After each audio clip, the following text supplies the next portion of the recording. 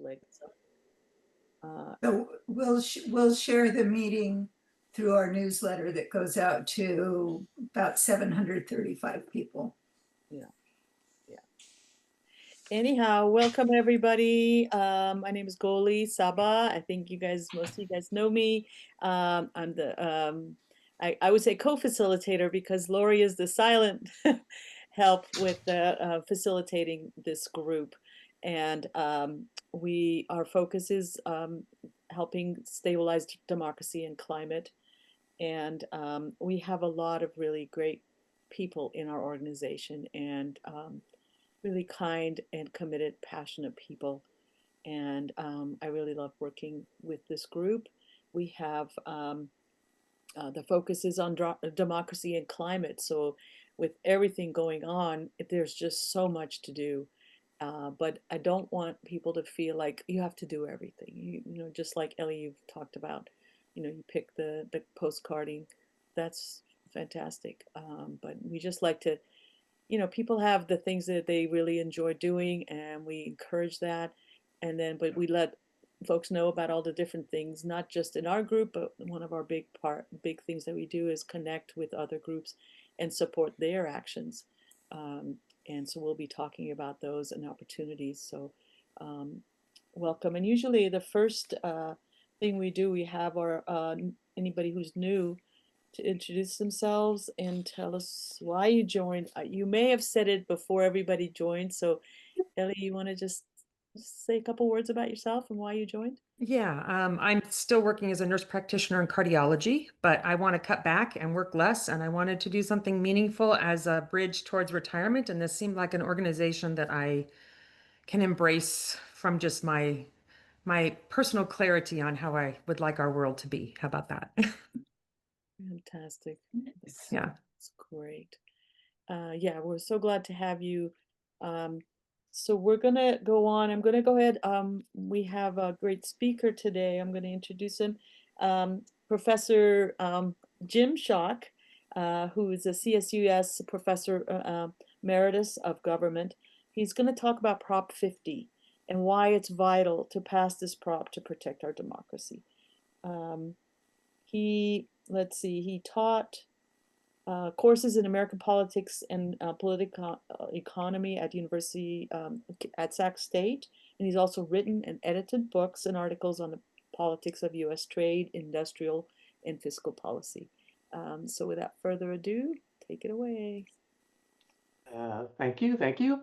I'm delighted to join you all tonight and to talk about this, which is really a crucial fight against Donald Trump and his Republican enablers. And I'm actually feeling kind of pumped up right now because I was at the No Kings rally down at the Capitol this weekend, and it was just great. There were some 7,000 people there as part of the 7 million, I think is the number now I'm hearing, for people who joined in throughout the country. So the movement to stop this guy is gaining strength all the time, and the fight for Prop 50 is part of that. So just in brief, you all know this, but Prop 50 is Governor Newsom's initiative on the November 4th ballot that, if passed, would ratify new Democrat-drawn lines for California's district in the U.S. House of Representatives, temporarily abandoning the lines currently drawn by an independent commission. And it's an unfortunate, but I think necessary response to the desperate attempts by Trump and Republicans to hold on to power by rigging the midterms with their own norm-breaking mid-decade redistricting or gerrymandering in Texas as well as other Republican-led states. Both Trump and Newsom's countermove have been prompted by the midterms' exceptionally high stakes that have been elevated in importance by the historically unique and destructive nature of Trump's presidency.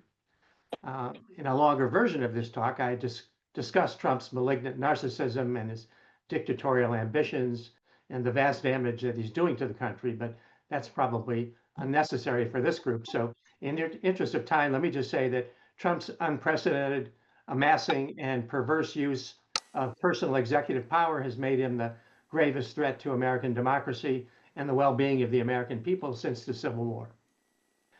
To continue to achieve his radical goals, Trump needs to maintain his trifecta, or his full control of the executive, legislative and judicial branches. And this is where the midterm elections come in, since that's when Trump will face the biggest challenge to date to his destructive rampage. Taking back the Senate is probably out of reach for the Democrats, though they could pick up a couple of seats. And I'm happy to talk more about this in questions. But the Democrats need to gain only 3 seats to take back the House, which is doable and something Trump desperately fears.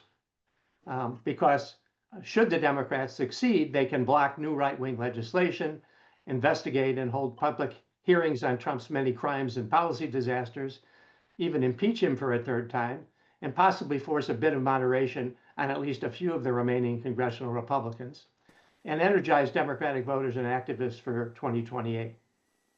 A Republican victory, on the other hand, will further untether Trump and demoralize Democrats. So the midterms really are a crucial front in the battle against Trump and Trumpism. So in what follows, I'll first talk about how the midterms are shaping up, and then about how Prop 50 figures into them.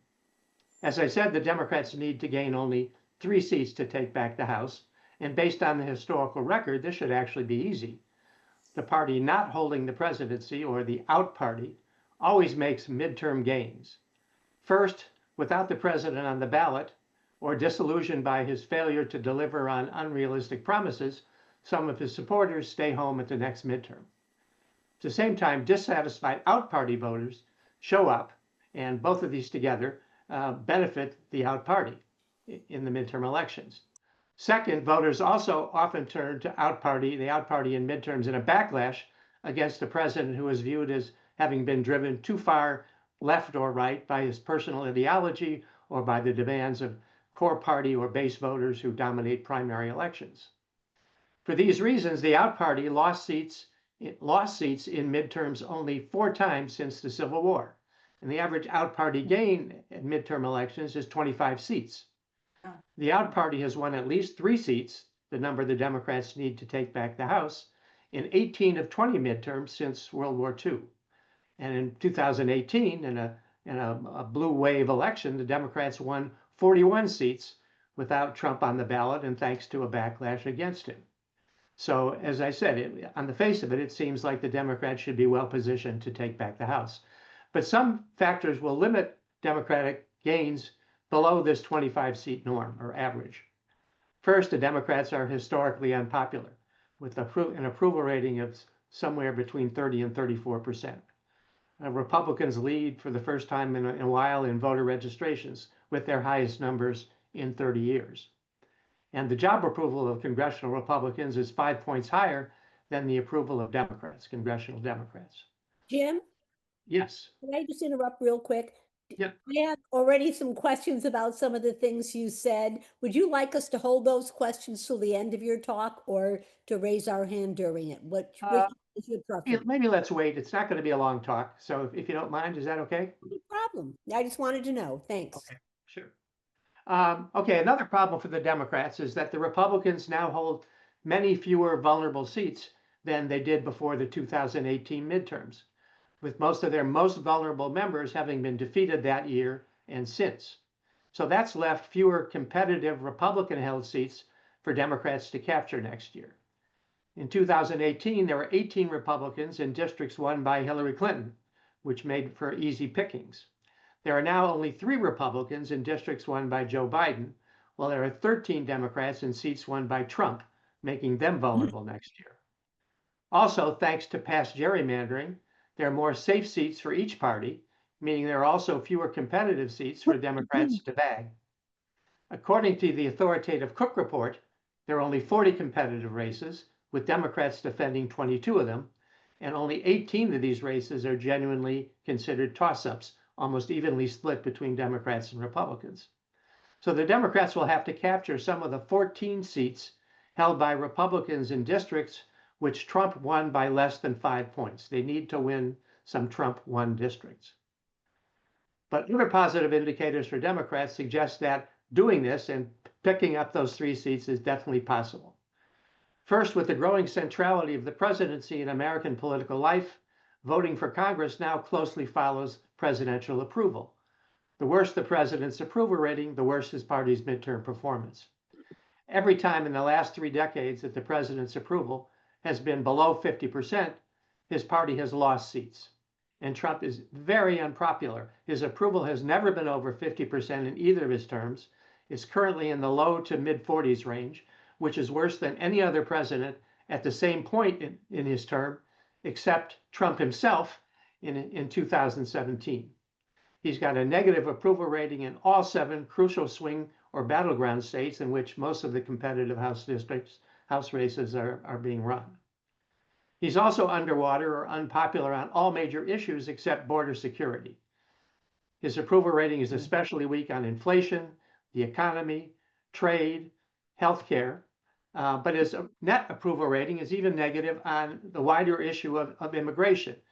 People may approve what he's doing in terms of keeping people out on the southern border, but they don't approve of these mass roundups and deportation. And he has a negative approval rating on crime, occupying DC and Chicago and other cities, maybe San Francisco soon. This is not popular.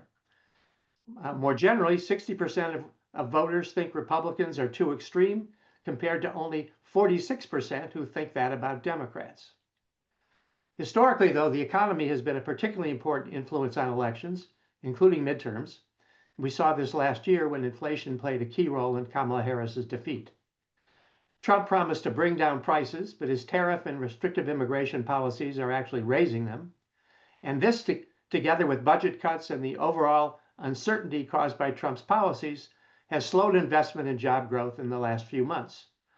Stagflation, high inflation plus stagnant or negative economic growth, is a real possibility and would certainly further drag down Trump's approval rating and damage the Republicans in next year's midterms.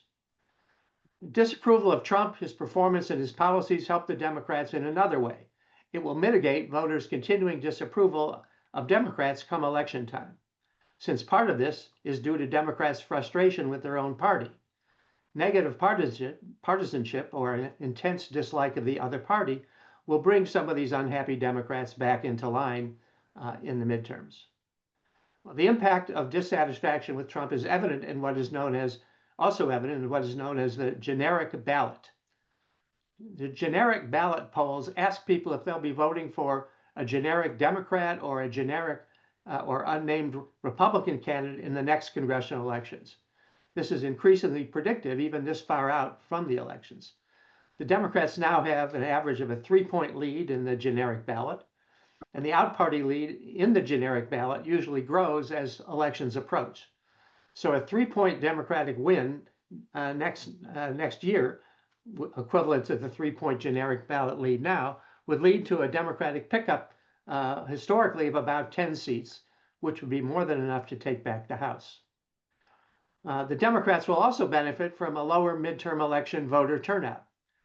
As I said earlier, without Trump on the ballot to generate enthusiasm, some of his supporters will stay home.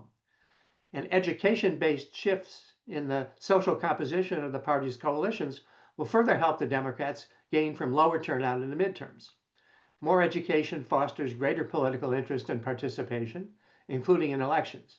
And this used to hurt the Democrats in midterm elections, since their then mostly non-college educated constituents were more likely to sit out such lower profile or lower salience contests than the Republicans' more college educated supporters. But the last 25 years has seen a gradual switch of many non-college educated voters to the Republicans, due, according to different analysts, to perceptions that Democratic administrations have failed to raise working class living standards, and or to beliefs that the Democrats have veered too far left on cultural issues like immigration, race, and gender. Conversely, there's been a switch of many culturally liberal college educated voters to the Democrats.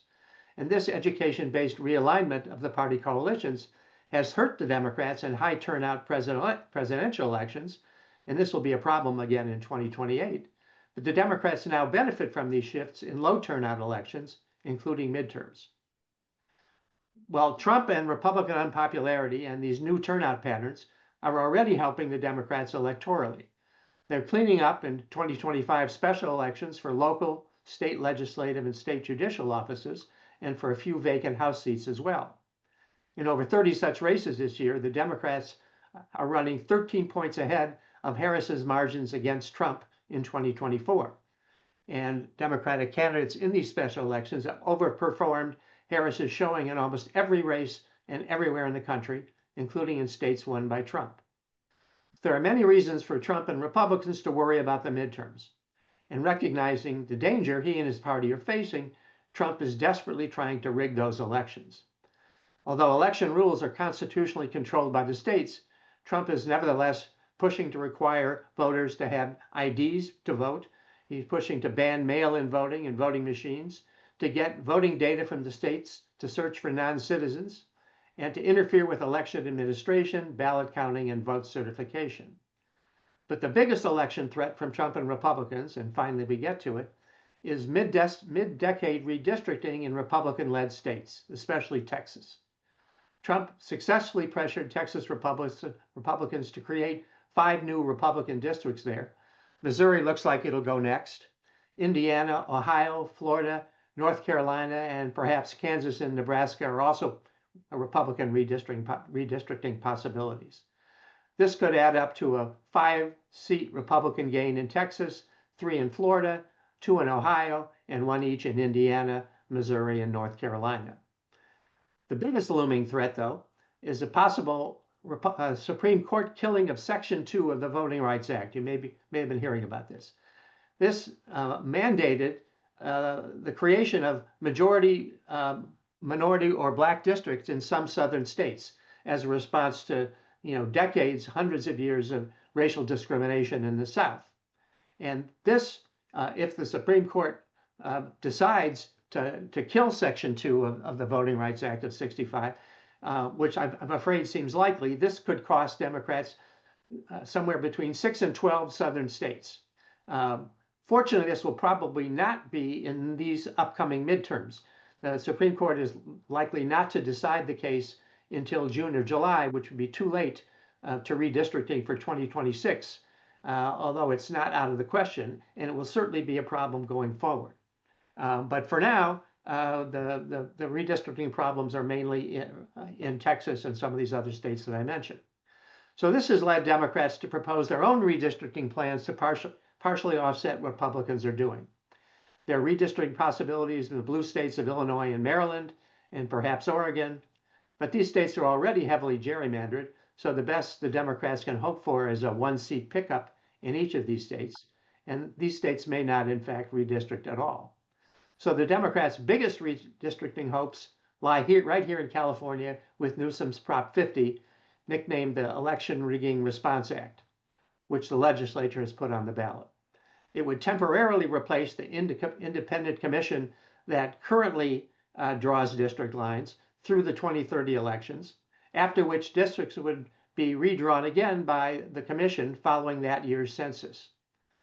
This could add, should this pass, this could add up to 5 new Democratic districts in California, meaning knocking off Kevin Kiley, Doug LaMalfa, and Ken Calvert, while also putting David Valadao and Darrell Issa in jeopardy. And 4 Democrats will also be propped up for incumbent Democrats, Josh Harder, Adam Gray, Dave Min, and Derek Tran. The worst case for the Democrats, as all this nets out, is a 9-seat loss due just to this year's redistricting, not including what the Supreme Court might do.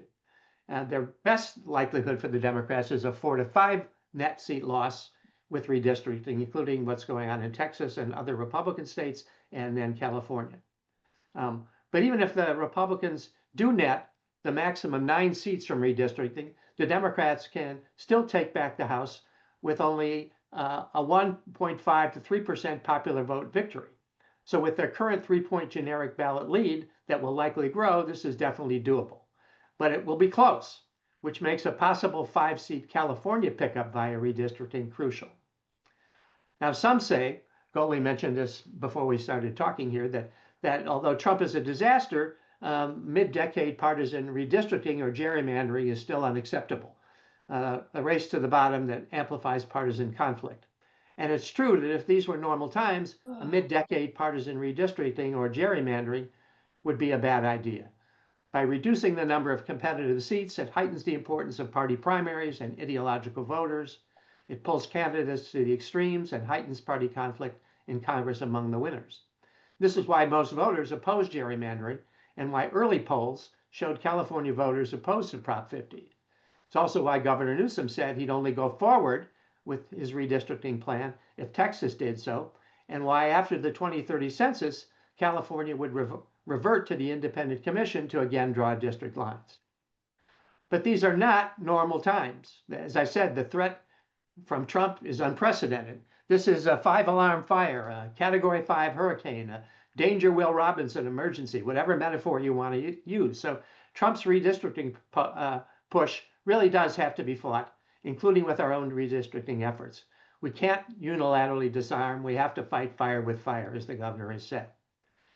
And in fact, when given more information about Texas redistricting as a trigger for Proposition 50, public opinion shifted both in California and across the country. A recent UC Berkeley poll shows that regular California voters favor Prop 50 by a 48-32 margin.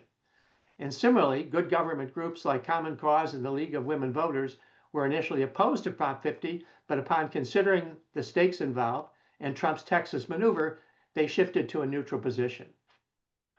Now, I understand in advance that some of you have concerns that Prop 50 might dilute minority representation. According to a new study from the Public Policy Institute of California, it won't do that. Under both the current and independent commission and Prop 50 plans, there are 16 majority Latino districts in the current circumstances or under Prop 50.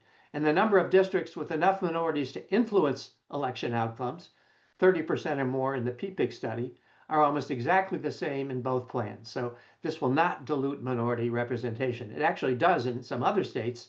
Gerrymandering has done that, but it will not do this in California. So there are only 2 weeks left for the campaign. Governor Newsom and the California Democrats are mobilizing big grassroots campaigns. Our private organizations, private labor, and other grassroots groups, including the Service Employees International Union, California Federation of Labor, California Teachers Association, Activate America, Indivisible. There are tens of thousands of volunteers canvassing, phone banking, and writing postcards. My wife's written hundreds of them and gotten many more people to write too. The states couldn't be higher, so we need to do all we can in these last 2 weeks to push Prop 50 across the finish line. So thank you. Thanks for listening. Thank you so much. Jim, I really appreciate it. I think Barbara, you had your hand up first. Yeah, thanks very much for your presentation, Jim. I have 2 questions for you. I wondered if you might take a minute or 2 to review the distribution of votes. You listed Indiana, Ohio, Florida, Kansas, etc., and the net being, you said, 4 to 5 seats would be, the Dems would, Republicans would gain 4 to 5 seats net over whatever we might be able to do here in California. 4 to But then, 5, I said 4 to 5 is the best the Democrats can do. It could be as many as 9 in the worst case scenario. correct, right. What I didn't understand was then you went on to say something about, however, with a 1.5 to 3% voter approval, that there was a chance that we could get net Dems in the House. I don't understand that. Could you explain that in a little more detail, a little slower? You went through that so quickly, I just wasn't able to follow it all. Well, what that simply means is that with that kind of lead, it will translate to a total Democratic gain of seats that will be more than the 4 to 5 or 9 seats that the Republicans will gain through their redistricting advantage. I mean, there'll be races held all over the country. There's a lot of competitive seats. If the Democrats have a generic ballot lead that's big enough, they'll win a lot of those closely contested races, including districts that Trump won in the 2024 election. So the Democrats will win enough new seats to overcome the Republican redistricting advantage.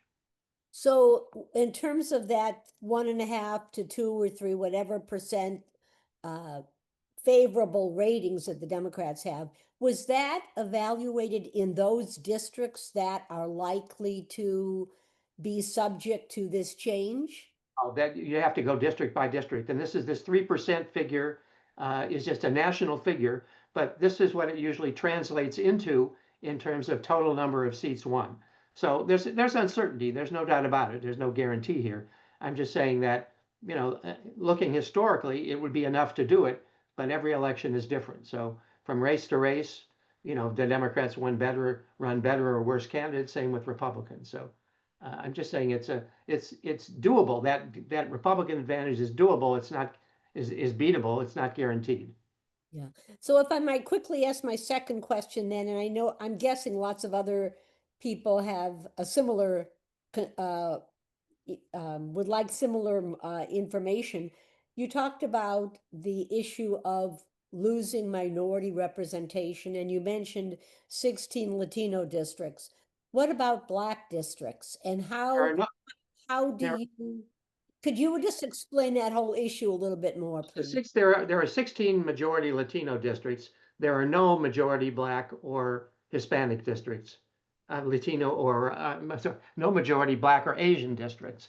So then I gave you this other figure. There are other districts that have 30% minority in there, and the question is, will any of those 30% majority that vote Democratic, and will any of those districts be lost? And the answer is no, according to PPIC. Okay. And what is the report from the You PPIC? can look it up. It's a Public Policy Institute of California. I don't have the exact name of it, but if you go on their website, you can find it. It was produced, I think it's 1 or 2 reports ago. It's a short report and easy to find, and you can decide what you think about it. Okay, thank you. Sure. Great. Any other questions?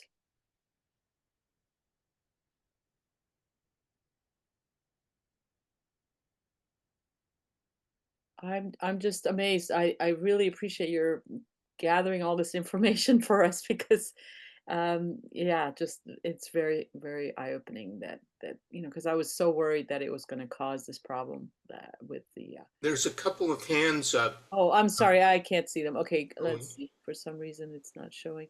Let's see who's next. Lori, go ahead. Yeah.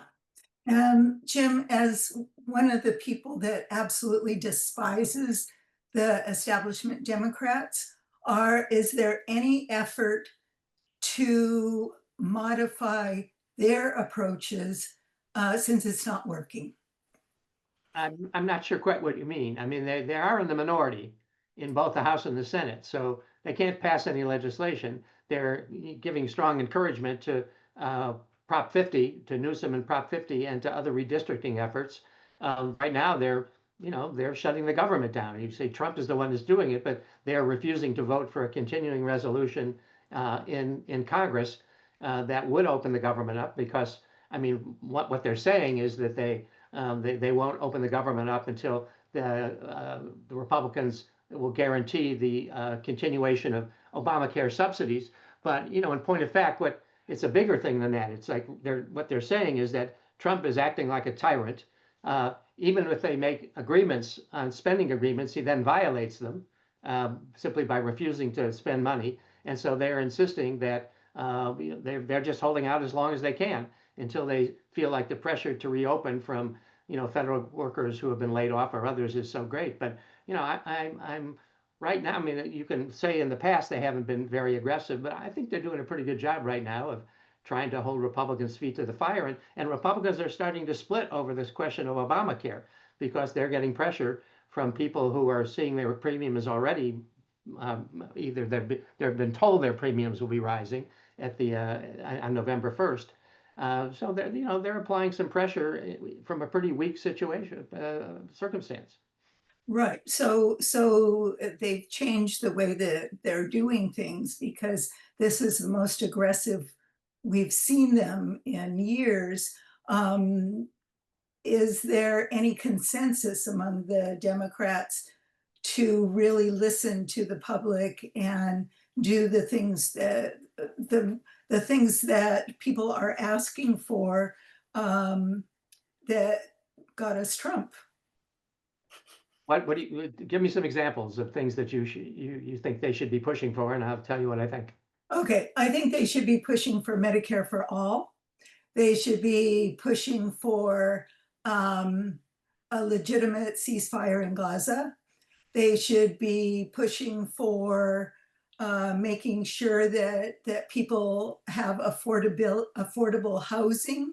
They should be stopping listening to their large donors and start listening to the people. I think the Democrats have been a disaster, and I think they have a long way to go, and I'm just curious about whether they're recognizing that. I don't think they've been a disaster. I think that's way too strong. I think they've been really limited in what you can do. You can hold hearings. You can't even hold hearings. You can vote against what Republicans are doing. They can make proposals about what they think should be done, but they can't get it on the floor for even a vote. I agree with you that they've been way too weak on Gaza for sure. They should have pushed harder for a ceasefire sooner, and this one's going to break down, and they need to keep pushing for it to be reinstated. On housing and other issues, that I don't know what the positions they've taken on housing, but Medicare for all, I just don't agree with you on that one. I think it's a political loser. Ideally, I think it's great, but I think it's a killer for voters. When you talk to voters about Medicare for all, what that immediately conjures up is that they'll lose the private insurance that they're happy with, and 85% of Americans have health insurance, maybe now thanks to more than the ACA, and it will get attacked viciously as taking away people's health care. And I just think it's a political loser. Now, can I prove this without having tested it? I don't know, but I don't think that's a good example. There are other issues I'm sure I would agree that they could have pushed harder on, but in the current circumstance, when Republicans control everything, it's hard to do much other than to speak out as loudly as they can. And they could have spoken out more loudly at various times, I agree, but I think they're getting better on that. And, I think I'm not as critical as you are.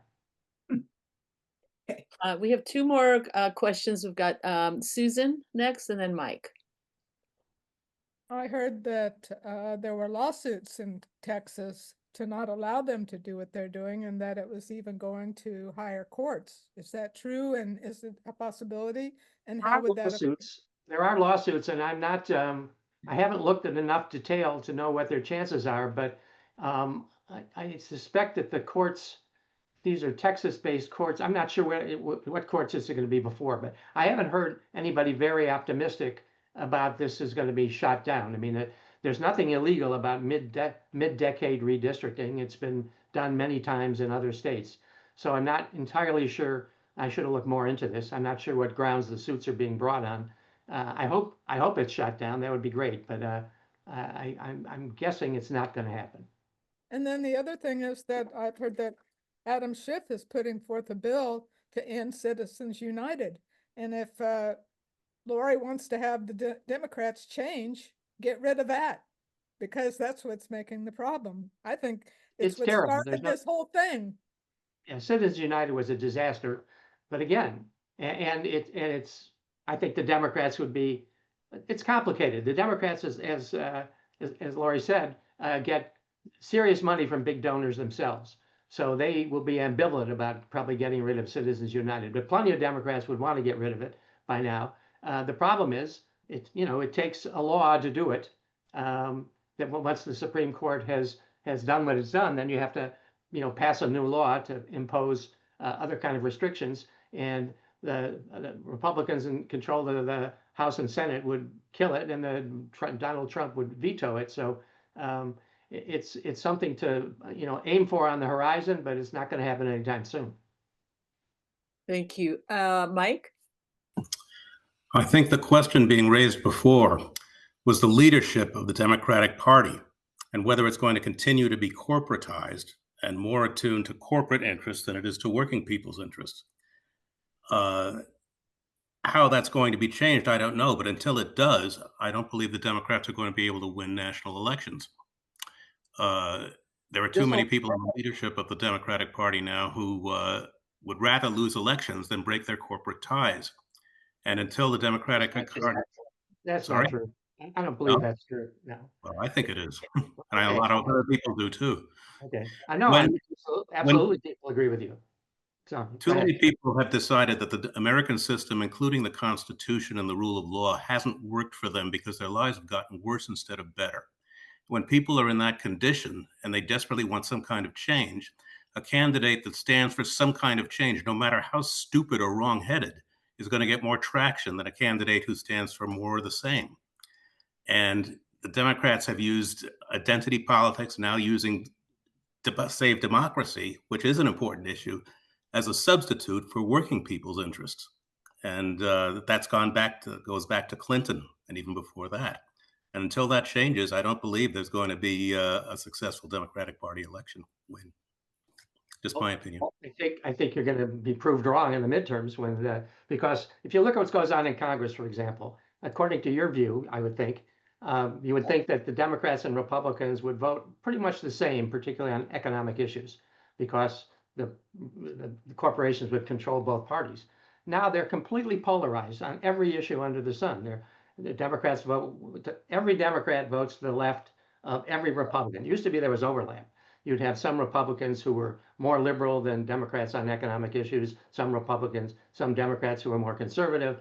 Now it's completely separated in both cases. Whether it's on healthcare, any economic issue you want, the Democrats are well to the left of Republicans. And every issue under the sun, you're talking about the issues that have been coming up in Congress lately. You're not talking about I'm talking historically. the issues that were raised in the 1930s when the Democratic Party had an active program, not only the kind of things you're talking now, but an affirmative action program for jobs and employment and economic development. The New Deal was far in excess, far greater, far more extensive than what's basically the Democrats have been standing for up to now. And that's what I think is needed. Joe Biden produced, and Bernie Sanders and AOC and all these other folks have helped create Joe Biden's program that he ran on economically. The industrial policies that he proposed were the best policies of their sort that we've seen certainly since the 1930s. Act was an achievement. Yes, I agree with that. And it would have been better if there were, if it hadn't been for Joe Manchin and Kyrsten Sinema. Right. I mean, we would have seen a lot more done. Now there would have been a backlash against it, which we've seen.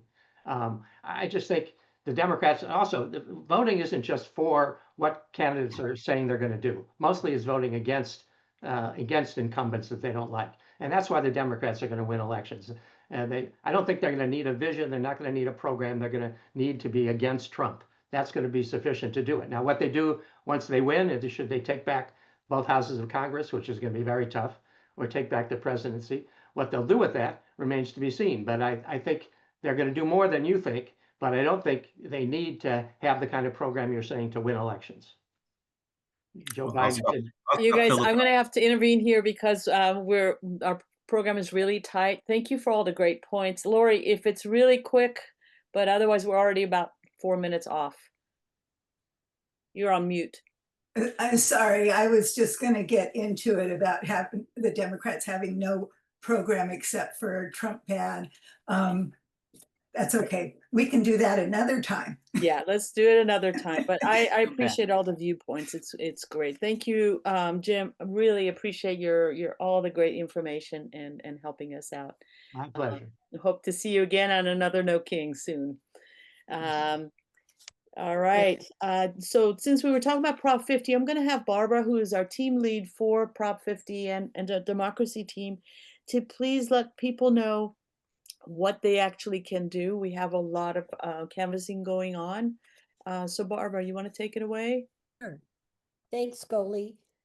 I might just start this conversation or this brief announcement really that I would like to make that Goalie set up for me to share with everyone with this comment. There are a range of views we have on the best way forward for the Democratic Party. And it probably reflects a conversation that's going on nationwide, and people are all over the map, really, in terms of what could be done. What is the best way forward for regaining and having the Democratic Party address the needs of the people of the country. I would suggest that what we need now is a united front, that regardless of the diversity of views that we have here, getting Proposition 50 passed is a step in the right direction that I think we can all agree with. And we have canvassings on Sunday at 1:30, only 2 of them left. We were going to get supposedly a big boost from Common Ground, but it's questionable whether that will materialize or not at this point. We have just a few people who have signed up through Common Ground. If for those that aren't familiar with it, it's an organization that's based up in Seattle, and they do work all around the country. They bring a team of people in to assist either in canvassing or whatever the work is at hand. I'm familiar with it most from canvassing, and I some third actors have worked with them in various places around the country. So they offered, Mish Pettit has worked with them and was served as a liaison to introduce them to the work we're doing here and to see if they would come and help us for 2 Sundays, this coming Sunday and the next Sunday. But it's unclear right now that that's going to materialize. I say that because this is the last 2 weekends before the election, and we really want to put a big push on our outreach. I think my estimate is so far we've hit about 450 households in the Elk Grove area. So we've really, it's not bad at all. I mean, considering the number of households, obviously, it's not great, but it's respectable, I would say. And I'm really hoping that each and every one of you could take 1 or 2 hours, at least one Sunday, maybe both, but even if you could just give up 2 hours one Sunday, the next 2 Sundays, to help us, I would really appreciate it. I'm going to put in the chat the link to the Mobilize site where we have where you can sign up. We're working with the Bay Area Coalition. They're doing an orientation tomorrow night for canvassers that will introduce you to the key messages as well as the updates that have been made to PDI, the canvassing app. And then I'll be back in touch with you again later in the week for those of you that volunteer to answer any questions or clarify anything. I'll also put my name and phone number in the chat, emails, so you can contact me directly if you want to talk about it before you sign up. So I hope that the talk we just heard combined with your knowledge of the general situation will light a fire under everyone to come and help. I know some of you guys have been out there and helped already, and thank you so much for that. But I know you haven't, so if you can spare a few hours, it would be greatly appreciated. We canvass in Elk Grove right off of Highway 99, and Laguna Boulevard is where we meet at a local bookstore. Anybody else want to say anything, maybe for those that have done any canvassing or have any questions, anything at all? Susan has her hand up. Yeah. Okay, Susan, go ahead. Barbara, I did it through the Working Families, and we met in West Sacramento, and I met this person that's was my partner, and we had the app and everything, and we ended up picking this zone that was by Garden Highway. In that area, there's a lot of big houses. And it turns out her name is Amy Slavinsky, and she is interested in joining our group too. Okay. But it was fun, and I would say out of all those houses, because the app tells you who the Democrats are. So you Mhm. don't have to worry about walking into a rabid MAGA person or anything like that. Mhm. What was shocking to me was to have these mega mansions, these McMansions they're called, with only one or two people living in them. But that's another story. But anyway, it was fun, and we did do it for like I think it was more like 3 hours, 3 or 4 hours. But Great. I enjoyed it, and it was nice to meet because you do meet Democrats for the most of the part. Yeah. Yeah, some of the canvassers have come back and said that they were surprised at the number of Democrats in their neighborhood. They didn't think there were that many. So you never know whose door you're going to knock on. Thank you. I think Luke had his hand up next. Uh, I took it down, Barbara, because I see you've got the link in the chat for to how to sign up for the canvassing. So thanks for doing that. All right, great. Thank you, Barbara. Thank you for all your efforts. Also, related to that, we have these great repurposed lawn signs that it was Luke's brainchild to reuse these things. We got together, we made, we have at least 20 or more signs that say on one side, Third Act Sacramento, the other side, it says, yes, on Prop 50, save democracy. So we would love for you guys to just put your name in the chat or contact me, or Barbara has a bunch, so that we can get this out there as soon as we can. Next thing on the segment is after you guys get that the link from Barbara, we've got a 5-minute thing that it's kind of like a collective action right now time. And so what we're going to do, there's a story that we're basically going to ask you guys to help us with doing a petition right this moment.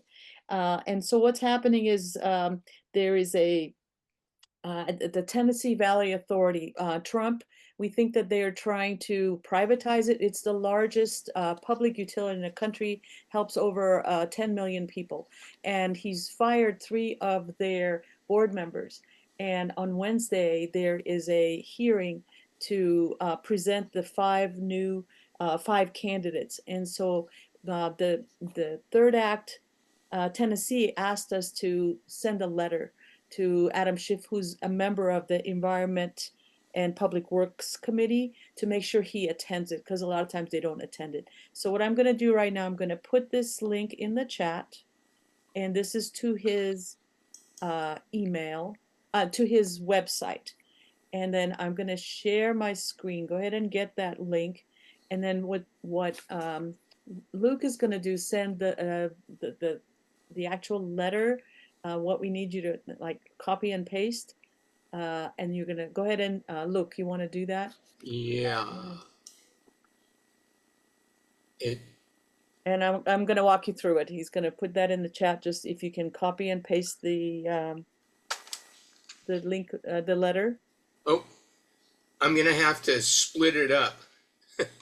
Oh, won't let you do the whole Yeah, thing? it won't let me put this big amount in. So Okay. hang on a second. Let me. Okay. So while he's doing that, I'm just going to tell you what you're doing.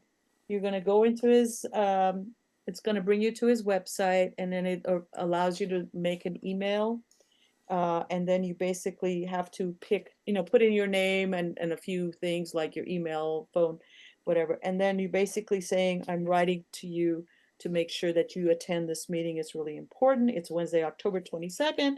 And then all you have to do is there's a drop down and for the topic, and you just pick environment/energy. And the subject is please attend the hearing on Wednesday. So, Goldie, could I ask a question? Sure.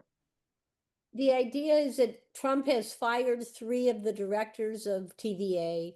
So why then is it concluded that he was going to privatize it? I think I missed that link there somewhere. Could you? Well, this is what Third Act is saying, and what we're we don't know. It's conjecture, of course, but they fired him, and they also Trump tried to push the rest of the board to basically fire the CEO without any cause, and so they've refused to do that.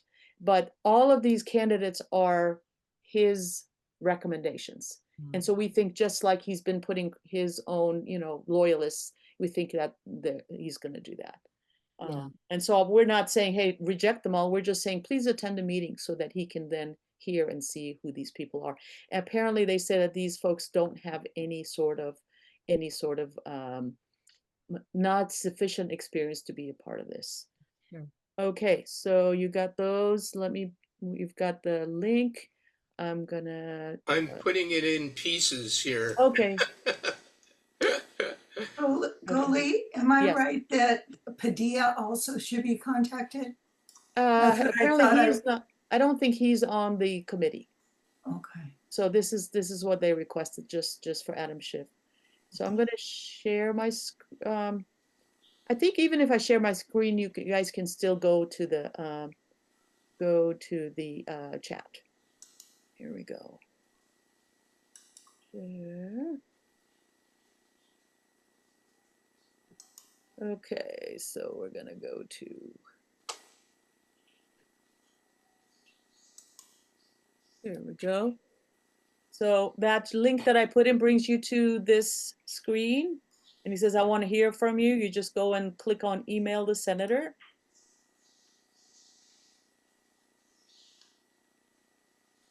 Okay, why is it not working? Okay, it's a little slow.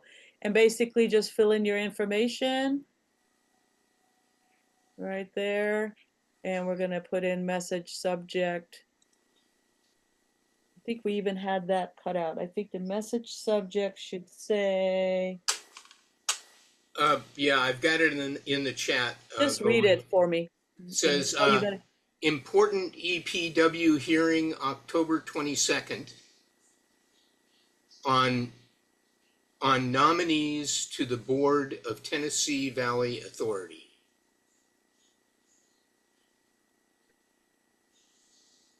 Yeah. And then the select topic is energy and environment. And Yeah. then just, I've already done it once, so I don't want to do it again. But this is, you just put it right in and submit. Okay? Yeah, and it's all now in the chat, so. Beautiful. Thank you so much. I'm going to stop sharing. Any questions on that? Yes. Goalie, it looks to me that there is another one for Senator Padilla from Pam Jones. Oh, is there? Yeah. Okay. So Do do you we? see a link for that for Padilla's? I can find it.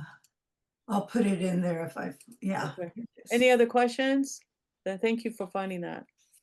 Yeah, do we actually fill in that form we saw, or how do we get that form? That form, that was the first, I'll see if I can put it back in. Paste. What do we do with that? Okay, so I just pasted this link to get to his website.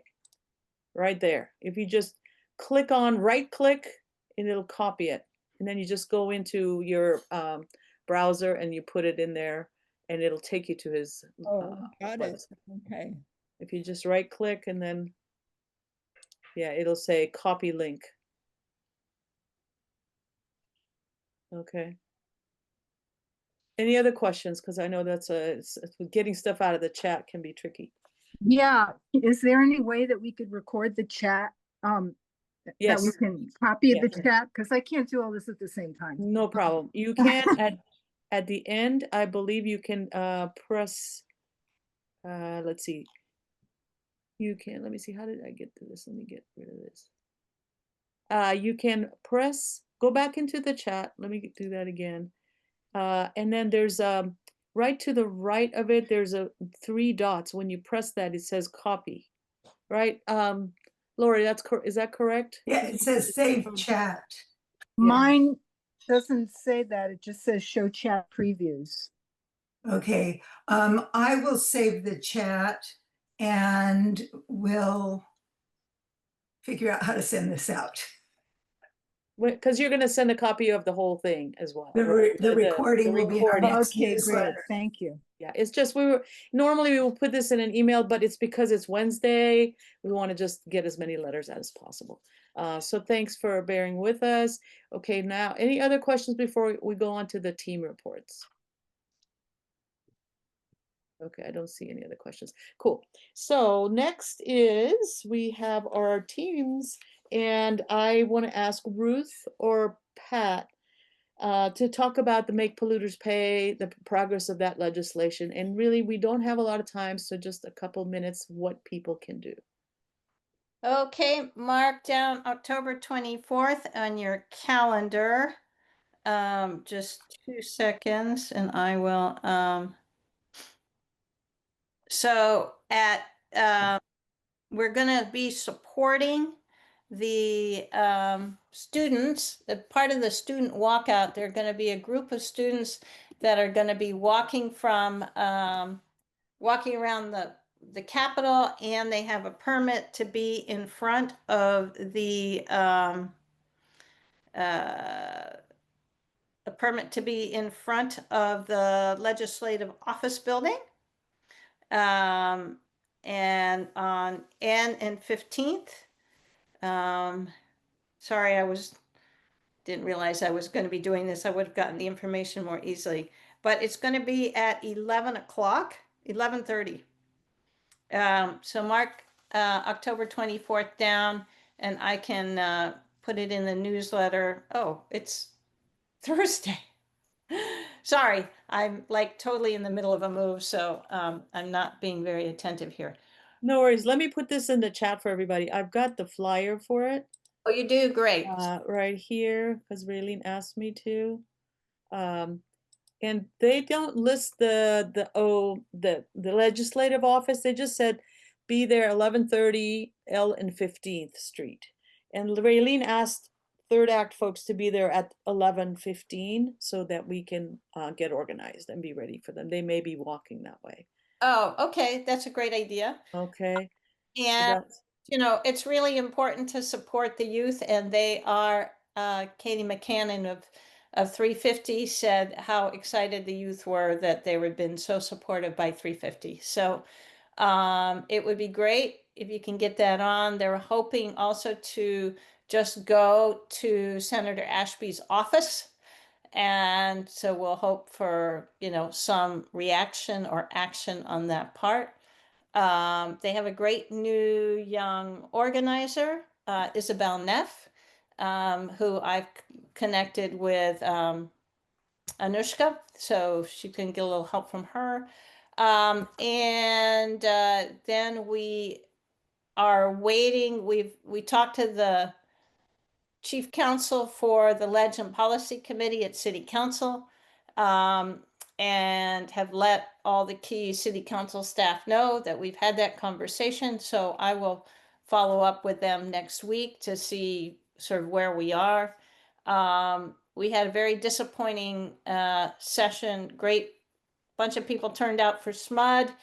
Oh, that's different. That's not make. Yes, it is. Make Polluters Pay. They sounded receptive until their ledge council said, sorry, that doesn't fit within our policies, and so we can't do that. It was very disappointing. And Roseanne Herber, and who else was the other person, goalie? Her name is Heidi Yeah. Sanborn. Came out to speak with us, understood our disappointment, and Heidi said that she would have a conversation with us and arrange for that with goalie. So unfortunately, I don't think we're going to get SMUD, but we did have an opportunity to present. And what was most disappointing, it was clear that Make Polluters Pay would in fact really support their vision, which was very exciting, which they presented at the meeting. So we're still knocking on those doors, but hooray to Diana Cassidy and to Lee, and who else? Sorry, I'm doing this off the top of my head. For getting a resolution passed by the Dems, Sacramento Dems, in support of Make Polluters Pay. Thank you so much. That's awesome. And if people still haven't had a chance to send an email or letter to Senator Ashby to ask her to support Make Polluters Pay, because it's so this is like the biggest thing that could really provide money for all of the counties and cities to help with paying for climate, as well as teaching, all of the different green jobs and things like that. And we haven't been able to get Ashby to after 100 letters. So the more letters that we send, it might be helpful, but it's coming up in January. And so we really want to get as many people to write or get resolutions. Thank you, Ruth. And I hope you're enjoying your new house. Oh, I will. Yeah. Next is Senior to Senior and Mary Ann. Are you on with us? Hello. Hi, everybody. Yes, since September 16th until last Friday, Senior to Senior has gone into 6 high schools in Sacramento City Unified, and we've registered 1,029 students to vote in government classes, which is what the campaign does. And with 20 volunteers this semester, um, we went in and we talked about the Voting Rights Act and how it's under pressure. We talked about climate change and made a word for Third Act in regard to checking your senators and congressmen's voting record on the climate before you vote. We also spoke about gerrymandering. We had to remain nonpartisan, but we explained it was a matter of leveling the playing field for democracy. And I always count all the ballots before I turn them into the voter reg office. And I also look at how students decided party. Now, the great majority go for I choose not to choose a party. However, in a ratio of 8-to-1 Democrats, students are noting the Democratic Party as their preferred party. So even though it may only be 30% of the kids who register are picking a party, in that group, out of 8-to-1 ratio, they're picking Democrats. So that was very heartening to me, because we worry about the youth vote going the other direction. And they're pumped up. The students are awesome. They sent some thank you cards and wrote little thank you notes about our educating them on the vote. That was very heartening. And anyway, yeah, Senior to Senior is alive and well, and we have 2 new female teachers who have joined us, who are doing a tremendous job in helping get this program moving in a big way. And it's just the lack of volunteers that limits what we can do. We had to go back twice to 2 of the schools because we couldn't get enough volunteers on the day that we were supposed to go. So we went one day and then went back again. Anyway, we're up and running again, beginning in January. I will put Senior to Senior a connecting email in the chat for you. And if you're interested, please join us. It's a lot of fun. Everybody who does it says they want to, return. So it's an exciting program. Thank you. Thank you so much, Mary Ann. Next, we were going to ask Barbara and Tim to talk about the Coyote Creek project, but I don't see him here, so I'm going to give a quick update about it. So it's impossible to describe it in 2 minutes. So basically, though, the issue is that there is a project that will cut down near 3,500 blue oaks in South Sacramento in a habitat conservation zone, and it's going to go before the county supervisors. All of the environmental groups, other than the Tree Foundation, were opposed to it. And it's, yes, they're calling it agrivoltaic, but what they're going to do is cut down these trees, which does not need to be. Our team leads for this have come up with an alternative plan, and we're working with ECOS and all these other organizations, and we've submitted an alternative that would not cut those trees, and it would still provide enough power for SMUD to reach its carbon zero. So if you're interested in this kind of work, please let me know and we'll let you know. But the date, I believe it's It's a November, let's see, November 18th is when it's going to, so maybe you could save the date. It's going to go to this the county supervisors, and the commission, this the planning commission, county planning commission, voted 4-0 to cut the trees, and we were just flabbergasted. So anyhow, we're working on that. And the next thing would be next team. Oh yeah, and let's see. I was going to also talk about, there's a let's see, that was Powering Communities team with CalPERS team. There's a date for you guys to save CalPERS. We've been trying to get them to divest for quite a few years. And so the current thing that we'd like to get folks to help us with is November 17th is their investment committee meeting. And we're hoping to, we're going to have a lot of unions going to speak. But if people want to help, either going, if you're a retiree from CalPERS, or if you are, then we'd love for you to come and speak at the hearing. Or, and the date, like I said, November 17th, but I don't have the time yet. It'll probably be in the morning. Or if you are not, we would love for you to join our big team of lamenters, where people dress up in basically burlap, and they look like post climate change apocalyptic look, and it's been powerful. But we want to really increase the numbers just for that day, and we're going to make more costumes if people are interested. It's really powerful statement when you see, and we walk around, and it's been amazing.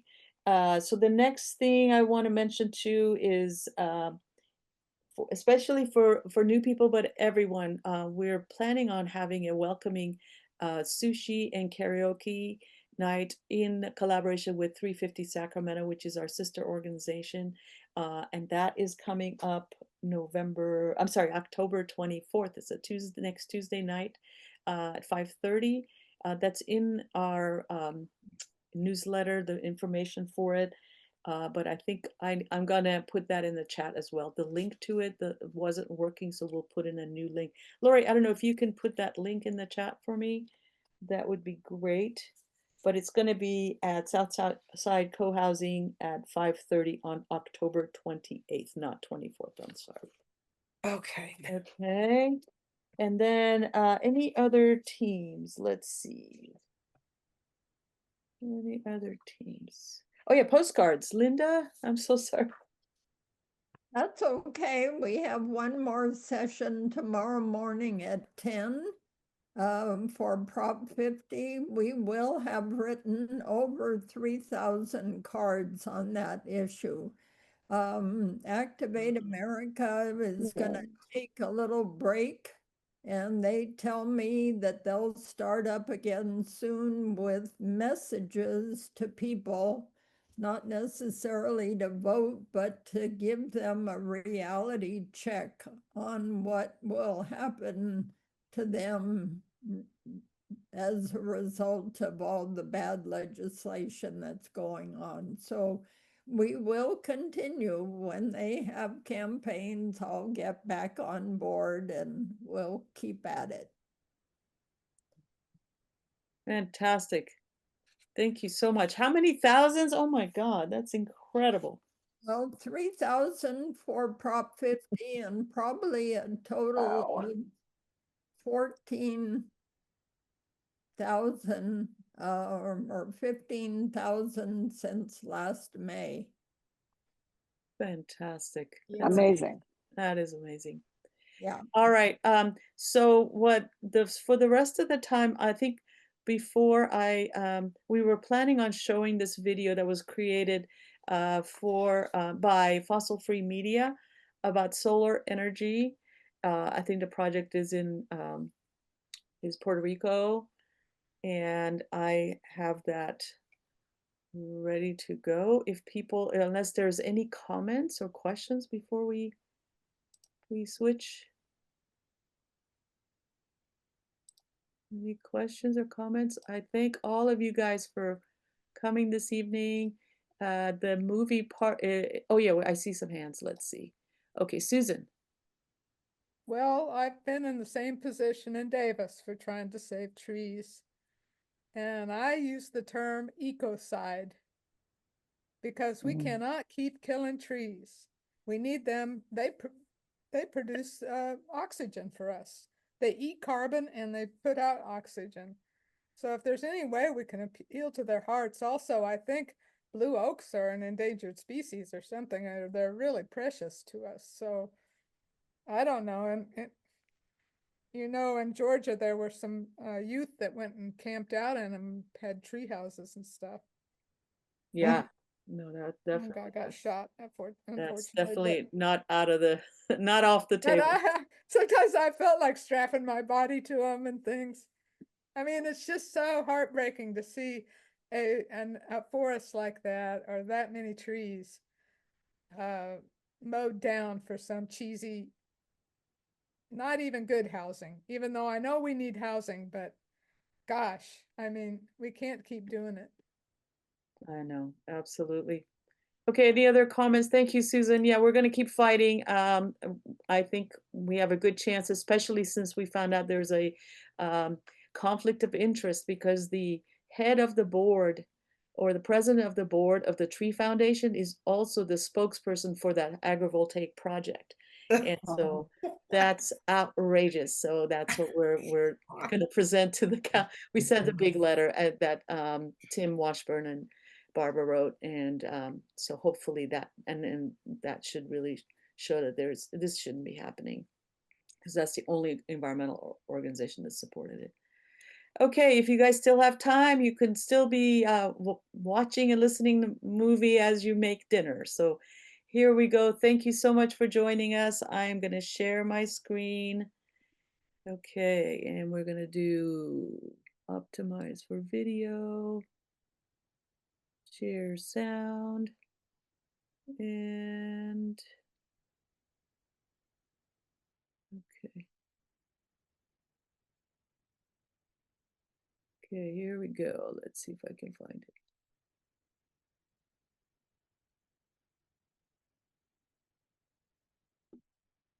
En el nombre del Padre, del Can Hijo everybody y see del this? Espíritu Santo. Amén. Bajo tu amparo nos acogemos, Santa Madre de Dios. No desoigas las súplicas que te dirigimos en nuestras necesidades. Antes bien, líbranos siempre de todo peligro. Oh Virgen gloriosa This is a y 30-minute bendita. movie. Santa María del Camino, llévanos sanas y salvas a nuestro destino. El Señor es mi pastor, nada me falta. En el nombre del Padre, del Hijo y del Espíritu Santo. Amén.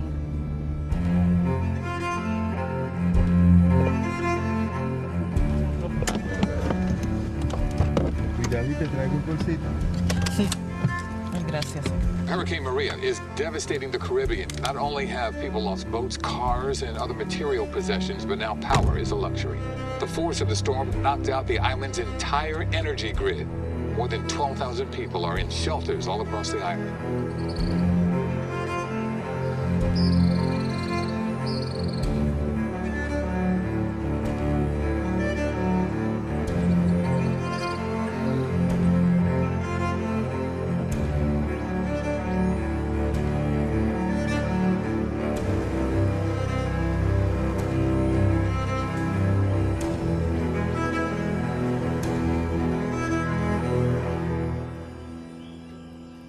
Lo peor ha sido durante y después del huracán María, porque significó el que nuestros empleados no pudieran trabajar, el que no pudiéramos brindar los servicios y el saber que había gente muriendo porque no tenía lo esencial.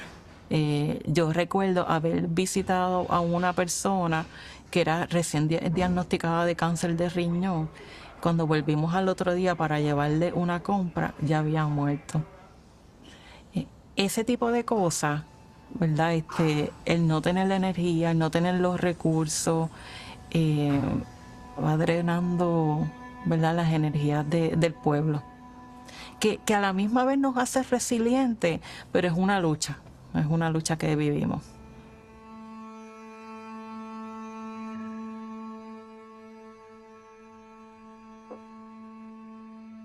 Centro Buen Pastor is an incredible center. It's a part of the Catholic Church here on the island, and they provide all sorts of services. They have family therapy clinic here. They support a lot of the school programs. A lot of the kids come here and participate in different activities, including planting plants at the greenhouse. So they provide services to families, not only in Guaynabo, by the way, island-wide. So folks come from as far as 3 hours away to participate in these programs, and so they're critical not only to the community where they are, but they're also critical to the island. So solar was installed in 2024, but the process started in 2023 when I first met Sister Huidalis at Centro Buen Pastor during a natural emergency. Folks can go and get resources, get support, maybe in some cases find a place to sleep. They could charge their phones. They could bring in their medicine and leave it at a refrigerator so they could still use it. They could come use their medical equipment here. Then it becomes an issue not of not having electricity only, but of life and death. Oh, I should have my card now.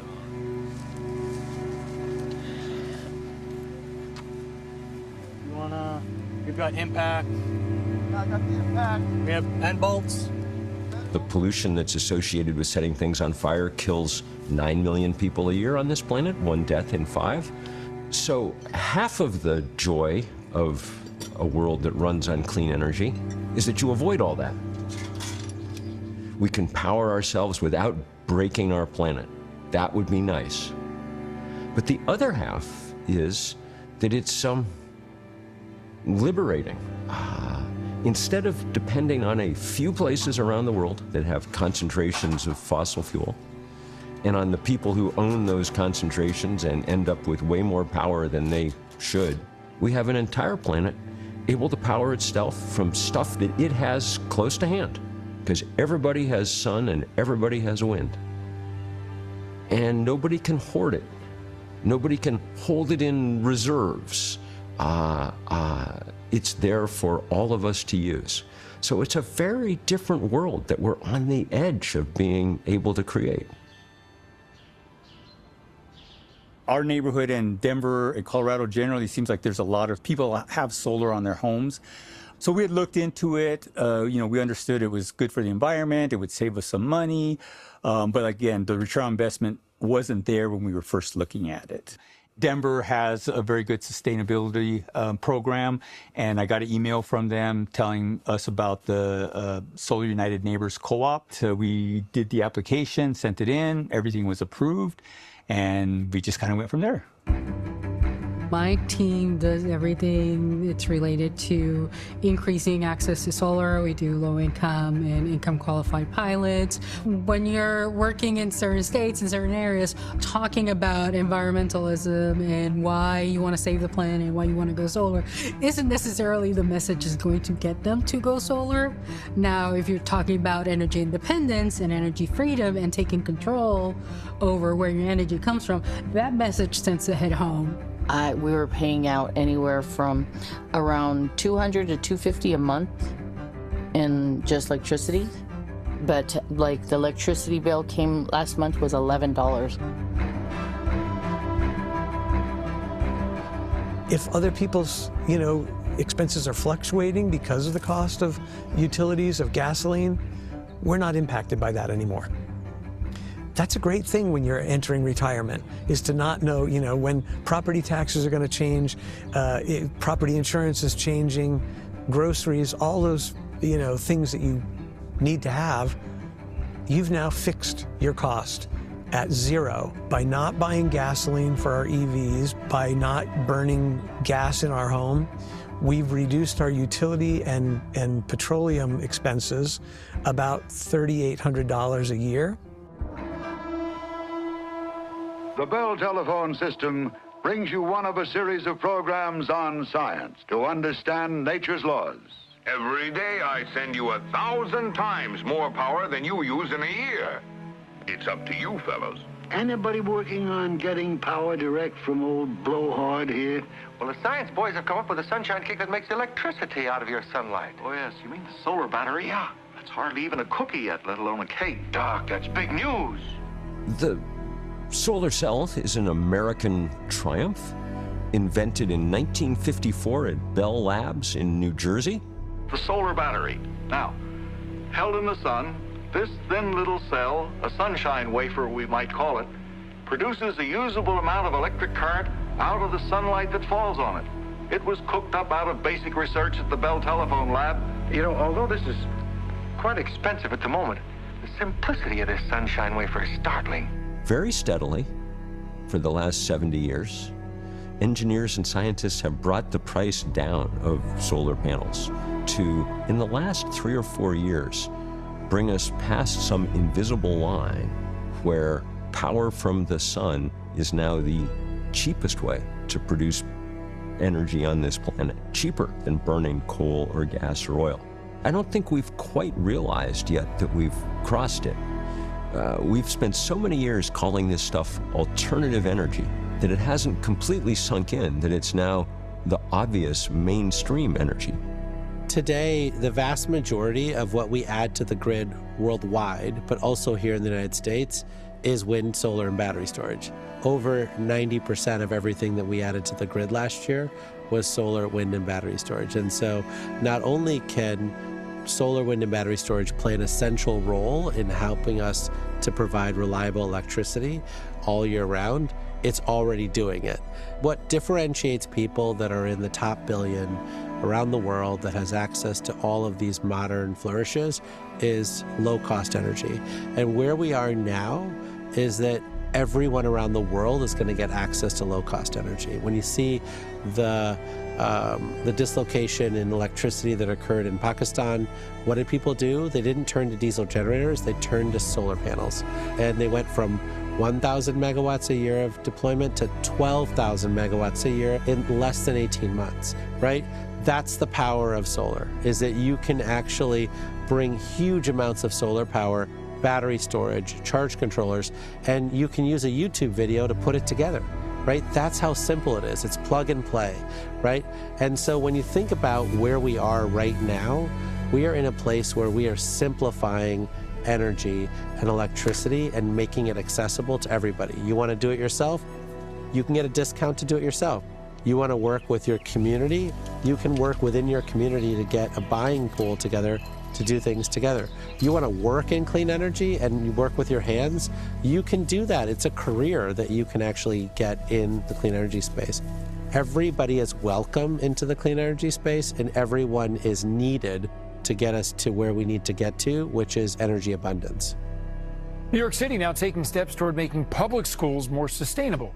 Today, officials announced new solar panels in more than 70 schools, and they believe this technology will be an investment in clean energy that'll benefit future generations. Students, teachers, environmental activists, and union workers who will install the panels celebrated at PS 19 East Village Community School this morning. It's one of the first schools to get solar panels. The city council unanimously passed the bill in September. This is really for our young people here. This is our chance, and this is really our commitment in action. New York City has a huge role to play. We're the largest municipality in the whole country. What we do often sets the stage for what other municipalities imagine they can do and start to see that they can do. We've had a lot of inquiries from other cities about wanting to replicate this bill and wanting to do this in other places in the Midwest and smaller towns. And so we're looking at about 7,000 buildings across the city that are solar eligible, that are city-owned properties. Solar is the future, and I think it's a way for us to build resiliency and independence from the power of oil and gas. But also, as we move into a very uncertain future,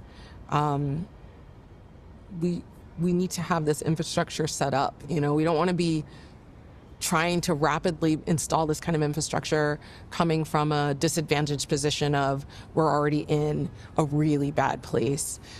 We should be like really thinking ahead and anticipating where we're really going to need to install this infrastructure and just get it done now while we have our heads above water in some way.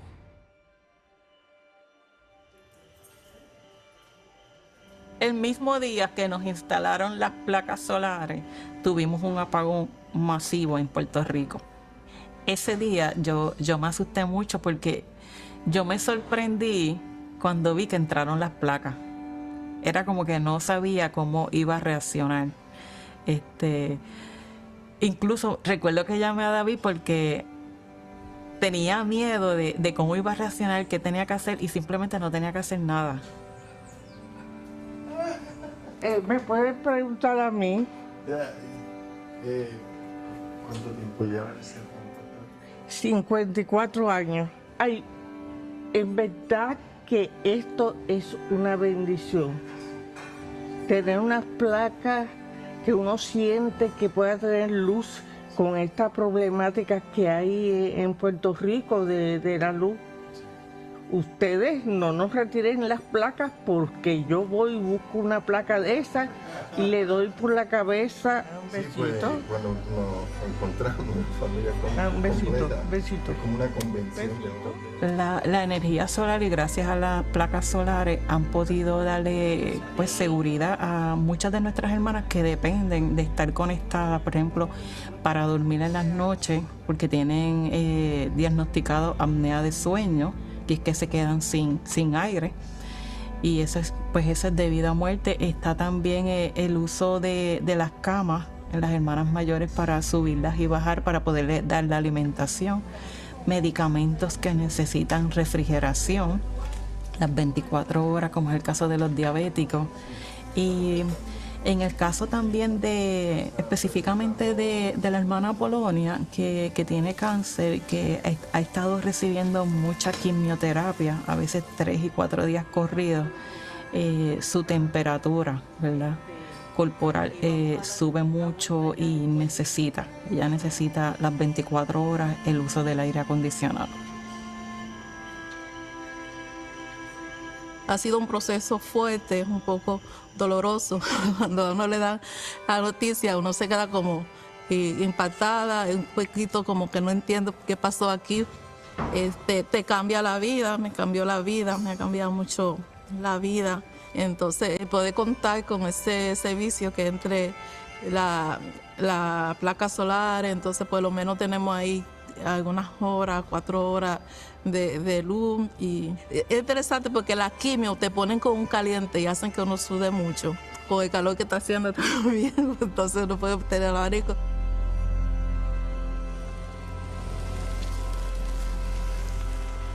I'm Bruce Kaplan. I live in Bethlehem. I've been here for about 16, 17 years. I was on the select board for 6 years. I just rolled off this past election year. And now I spend most of my time either working on energy stuff or on biking stuff. I've been up here for about 32 years. I've retired from teaching high school science, physics, chem, a few years ago. I do some part-time work building kind of pretty nice, highly energy efficient homes with some good folks. And I've been on the Energy Commission for, I'm not sure how many years now, but quite a few. Longer than me. Oh, yeah. And I've been on 7 years now. The town solar project, which is actually 3 different arrays, that was roughly a $500,000 project, but we received funding for all of it, $150,000 of it. So you start looking at that, and I haven't penciled this out, but by the time you get renewable energy credits and just the energy that it produces, the payback time is way smaller than even just the 8 years that a typical home system would have.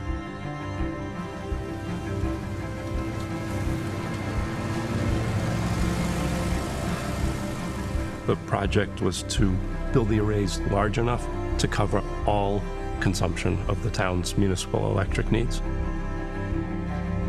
Going through the whole process, working with folks who have all these questions and a little bit of worry, will this all work out? We trust you guys, but we don't like to move too quickly. Okay, we've done this. And then you finally get through the cycle and the season, and they start getting their bills, and they're like, wow, highway department's bill for this month is negative $1,000. Oh, and I think Susie here just got a bill for one of the last few months that was, instead of $2,400, it was like $600, something like that. So it's fun to see people seeing that concrete result economically when they already were probably pretty well convinced that it would make sense to do it environmentally, but it sure is good to see the money coming in. Yeah, in the end, the pitch is all about money. And everyone can appreciate money. And when you tell them we have a $500,000 project, everyone gets nervous. When you tell them we have funding for almost all of it, Dan mentioned 150,000. Of that 150, we got a 30% tax credit on that. So in the end, it's $120,000 for a $500,000 project, which payback is going to be about 5 or 6 years. Nobody can look at that and say, I don't want to do it. Right. On this vote, the yeas are 218, the nays are 214. The motion is adopted.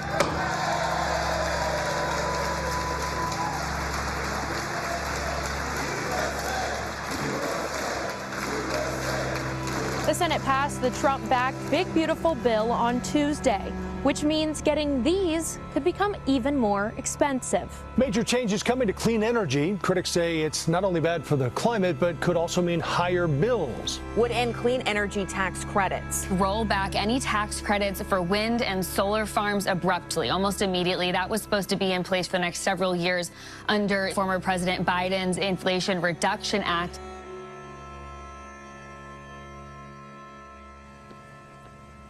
You're looking good. Good to see you, man. How you doing? Trump and his people illegally killed the $7 billion program we had for Solar for All, but we're going to be in the courts, and I'm not sure that we will not, at the end of the day, win. It is not a complicated idea. It's a very simple idea. As you know better than anybody else in America, when you install solar panels, you save substantial sums of money on your electric bill, and you cut carbon emissions, and you create jobs for the people who are installing it and the people who are manufacturing the panels. Not complicated. So in my case, right here in this house, Jane and I installed solar, I think it was about 10 years ago. And Jane reminds me today that we, in the summertime, don't have a bill at all. I think we get credit. Probably, I'm guessing, on average, our electric bill has gone down by about 90%. So we pay virtually nothing for electricity. And it cost us, we think, we're not sure, about $16,000. So what Solar for All legislation that I passed does is it provides help to people with that initial investment. All right, so we help you with your $16,000, you pay it off over a period of time, and actually a lot of the states will determine the regs for it. But bottom line is you're not going to pay any more for your electric bill, and then at a period of time you will own your panels and your electric bill goes down 90%. So it's hard to not, I think the overwhelming majority of people think a concept like this makes sense. There's no one who's spoken more forcefully about oligarchy in our society. I reflect sometimes that, it kind of, in certain ways, kind of started with John D. Rockefeller and the fact that you could control something as important as the energy that people required for their homes. What would it mean to have a world where everybody could access power for free from the sun? Just think about it. Number one, for the poorest people around the world who don't have access to electricity, it means they have all of the advantages that electricity brings. To people in the developed world, it means you don't have to pay an electric bill. It means that you can bring electricity to areas that are fairly isolated, that electricity, it's hard to get through. So having a increasingly inexpensive source of endless electricity is just an extraordinary development for humanity. So let's talk about who might not like the idea that we can now get cheap power from the sun and the wind. If you think about it, it's not a very hard puzzle to figure out. The people who won't like it, don't like it, are fighting it, are people who own coal mines and oil and gas wells. Because all of a sudden, if we take seriously the need to make this transition, then the stuff they're sitting on is worth a lot less than it was yesterday. We don't really need it anymore. We don't need to be setting things on fire. So the oil and gas and coal lobby has been doing everything they can not to stop this transition. That's almost certainly impossible. At a certain point, just the sheer laws of economics will get it done. But to slow it down, to maintain as much of their business model as they can for as long as they can. What is going on in this country now, in so many ways, including energy, is I mean, I use the word insane advisedly here, because when you have a technology that can substantially reduce carbon emissions and help us deal with the existential threat of climate change, and you have an administration that, against virtually every scientist who has studied the issue, doesn't even acknowledge the reality of climate change and is working overtime to increase carbon emissions, to give more tax breaks and subsidies to the billionaires who run the oil industry. If that is not a definition of insanity, I don't know what is. Why anybody, I mean, Trump has grandchildren, why anybody would want to sacrifice the future of this planet so that the richest people in America can become richer is literally beyond my comprehension. It's really scary to see someone undo so much work, especially when it's about jobs and workers. It's just insane, especially in red states where they were getting the priority of the IRA, you know? It's like shooting yourself in the foot. Hopefully across the country we can mobilize and fight back and take back the House and take back positions in our state houses that have a lot of power over these decisions so that we can have a fighting chance here. Lo que está pasando en Estados Unidos pues tiene consecuencias bien significativas para Puerto Rico, porque realmente, aunque no somos un territorio no incorporado, ¿verdad? En otras palabras, somos una colonia de Estados Unidos, y pues siempre hemos visto cómo la colonia sufre con mayor crudeza los efectos. Pues somos la humanidad responsable de lo que está pasando, y nos toca de una manera u otra el poder arreglar todo esto que hemos hecho mal durante tanto tiempo. Not only am I confident that the clean energy industry will survive, but it's going to thrive. When you think about just how complicated all of these, tax credits and local permitting and all these other things have become, all of this is going to get simplified, right? You're not going to need a CPA, an accountant, a lawyer, and all these other things just to be in this business. You're going to see just a huge movement of local people deciding that they're going to switch their careers to clean energy, and it's so exciting.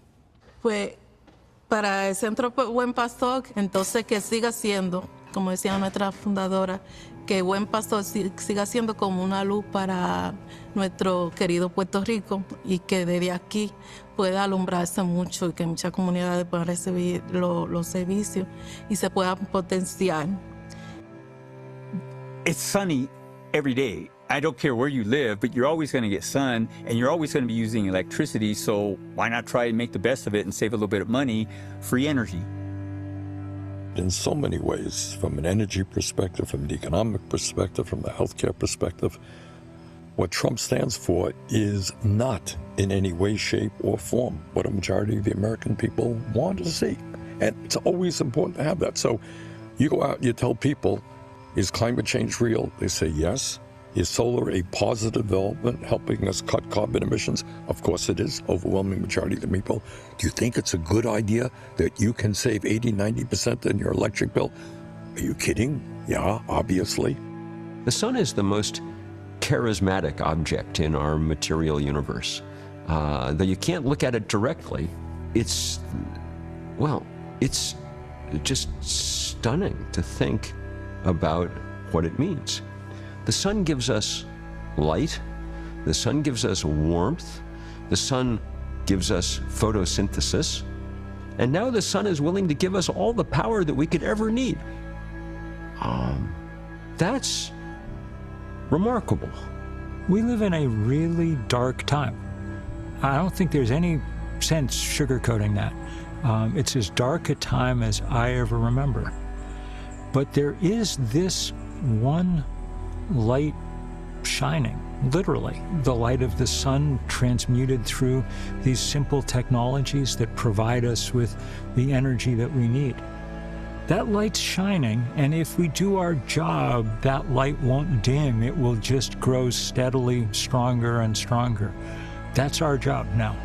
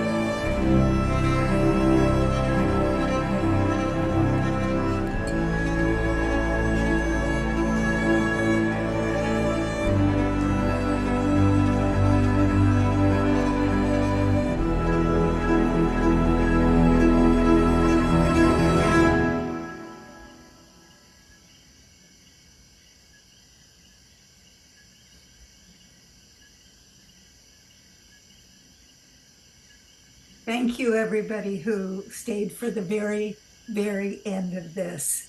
We'll see you on soon.